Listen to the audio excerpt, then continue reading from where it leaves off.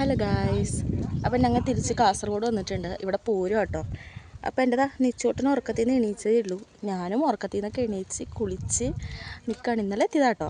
അപ്പോൾ ഇന്നത്തേക്ക് ഉച്ചക്കമ്മ ഇടുന്ന് വഴുതനയൊക്കെ കറിയാക്കി. അപ്പോൾ ഞങ്ങൾ രാത്രിയിലത്തേക്ക് എന്താക്കുമെന്ന് കരുതി നമ്മുടെ വളപ്പിലേക്ക് നോക്കിയപ്പോൾ നിറയെ കോവയ്ക്ക ഉണ്ടായി കിടക്കുന്നു.